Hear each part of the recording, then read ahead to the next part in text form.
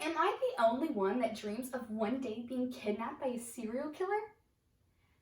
Studying the inner workings of their mind can only do so much. I need firsthand experience here. Don't worry, once I get kidnapped, I do have a plan to escape. I mean, who can say no to this cute face, my persuasive techniques, and a gun threat? Now, I know you would all like to see me put to the test right now, so you don't have to listen to the rest of my speech. But the scary thing is, you have no choice. Welcome to How to Get Away from Murderers by Bailey Raymond. Today, we'll be going over 3 basic steps on how to convince your serial killer to let you go. First, you'll need a cute face. Sadly, this one's already taken, but we'll look back at your childhood to see how fear is controlled in your brain. Next, we'll look at the societal expectations that cause fear in everyday life to form our persuasive techniques. And finally, we'll pull out the big guns and remind our serial killer that the only thing to fear is fear itself. Now, if our serial killers haven't fallen in love with us at this point, they'll definitely let us go. Before we go into all the specifics, we should probably go over some killing details. The prefrontal cortex and hippocampus perceive the threat relating it to past experiences. Then the amygdala will ignite the fight or flight response, which includes increasing the breathing and heart rate, pumping blood to all of the muscles, and giving the bloodstream a healthy dose of adrenaline. Frankly, fear is just a series of commands and responses in your brain, but it can be used for so much more. When we imagine our serial killers, we usually think of the stereotypical white male that stares at you just a little too long. We forget about people like Jesse Pomeroy, America's youngest serial killer, who killed 9 people before the age of 12. He would manipulate his victims into following him in the woods of Boston, Massachusetts. There he would torture them and at times kill them. Just as he manipulated his victims into following him into the woods, we've constantly been manipulated in our life in a much less gruesome way. Your parents manipulated you with fear throughout your childhood to teach you morals, who to be, how to act. You see, the true grim fairy tales were told to us so we would be scared into compliance with stories that incite fear in us. And they're much scarier than some horror movies. I mean, The Boy Who Cried Wolf taught you that lying could result in you getting eaten by a wolf. Hansel and Gretel taught that disrespecting your parents and being greedy could result in you getting eaten by a witch. And the 3 Little Pigs taught that just skimping through life and taking the easy way could result in you getting eaten by another big bad wolf. Getting eaten was a basic form of fear in the minds of most children. You were taught morals by being scared into compliance because bribery doesn't always work. And you inherited these traits from your parents' fears. Author of textbook Psychology Peter Gray said, "Society is not more dangerous than it once was, but we have created dangerous myths about danger," meaning the fear of the parent becomes the fear of the child, and we are all wary of what could happen. This is a way fear was positively used to create you as a person. Remember little Jesse Pomeroy? Well, after his first 7 victims, he was finally convicted and put into a rehabilitation center. 2 years later, he was released and killed again. The judge overturned his hanging and decided to just put him in a mental hospital. See, this judge deemed that he was so young in his life that we could scare him into compliance.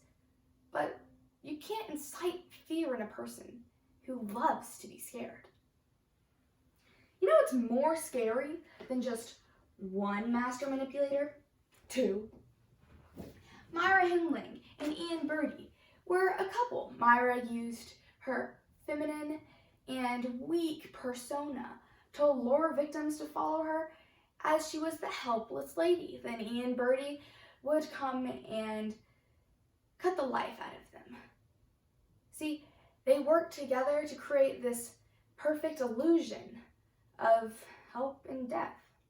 They manipulated their victims in this way. See, Ian Birdie said, that if something is judged good or evil, it is decided by everyone else. Well, Ian, everyone and I have come together. We would like to tell you that killing all those people was just definitely evil. But he is right in a way. If things are good or bad is determined by the joint opinion of society.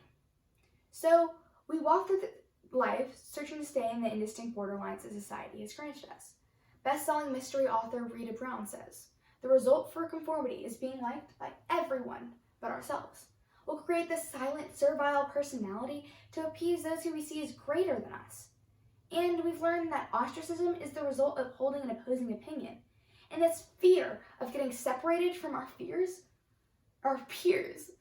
will keep us from who we really are.